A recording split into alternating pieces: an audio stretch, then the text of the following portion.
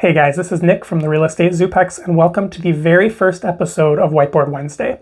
For those of you who don't know me, I'm a former college professor, and while I don't teach anymore, it's something that I really miss, and I want to use these Whiteboard Wednesday segments as a way to teach about real estate concepts and lessons, to walk through some actual numbers and some actual deals.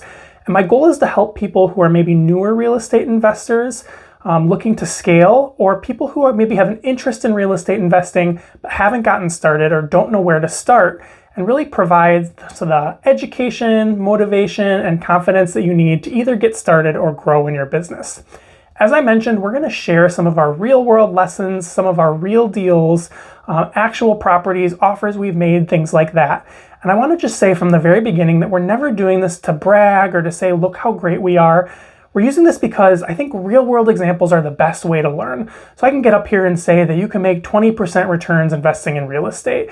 And that really only goes so far. But if I can come up here and say, here's our very first property that we bought. Here's all the things that went well. Here's all the things that didn't go well. Here's all the mistakes we made. But here's the returns that we got off of that first property. Here's our second property and all of the things we learned. And here's how much better it went, or maybe that it didn't go better, and here's why. So I think it's much easier to learn from looking at a real world example, and I want to share those examples so that you can learn from them. And I also, in doing so, am not just going to share the things that are good. I know a lot of people like to get on social media and share their accomplishments and successes, but I promise to also share our failures, the things that we tried that didn't go well. And I really want people to learn from those, because you'll likely be able to learn from our mistakes more than you can learn from even the things that go well.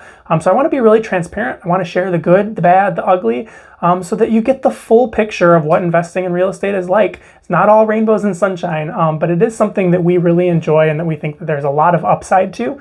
And we're going to walk through that. Some of the videos will be just one-off videos. Some of them might be series like these first few that we do that all kind of relate to each other. But we'll definitely go through different concepts in real estate. The first thing we're really going to tackle is how to analyze a deal. It's one of the most important and fundamental aspects of investing in real estate. And we're going to do kind of multiple parts so that I can break it out into kind of smaller videos that are easier to digest. If you are investing in real estate, it's really, really important to do your research and to analyze a bunch of properties before you just jump in. So let's say, imagine, for example, you saved up. Most people to get started investing in real estate have to save up quite a bit of money.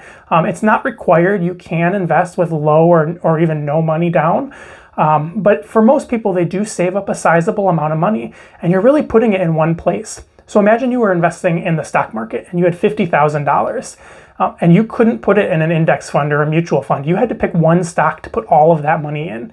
You would probably do quite a bit of research into those stocks and those companies, because you know in 5 to 10 years, some of those stocks are going to go through the roof, and some of them are going to be pretty much in the exact same place that they are, but maybe they paid out some good dividends, and some of them might go to zero, right? So you want to do a lot of research. You're never going to be able to eliminate risk, but you want to do the best that you can to make sure that you're comfortable that you're putting your money in the right place.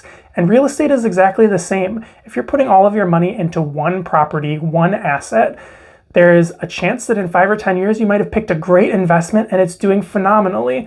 And other properties might just be kind of middle of the road, and some of them are money pits. So we're going to talk about some of the ways to try to identify a great property. And we're going to start out the first few episodes with this equation on the top of the screen.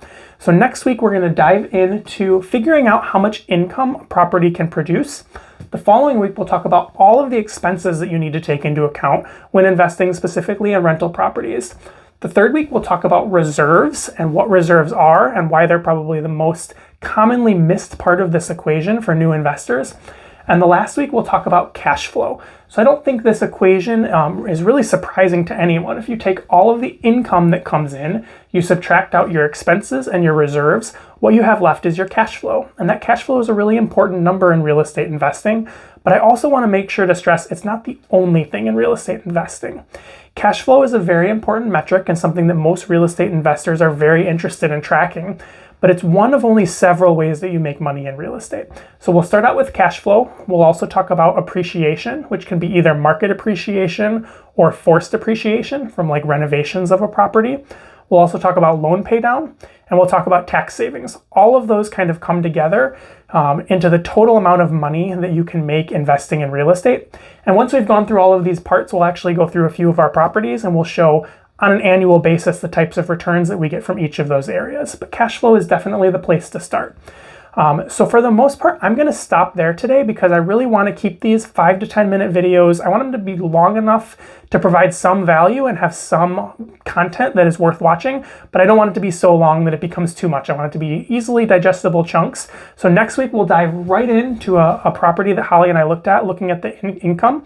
But thank you so much for watching today, for joining us for our very first episode. Hope you guys like this. Please like us, comment. Happy to hear what you guys think, what you want to see in these sessions, and definitely hit the subscribe button so you know when new content comes out. But basically every Wednesday you can expect one of these Whiteboard Wednesday sessions. So we look forward to seeing you next week on Whiteboard Wednesday.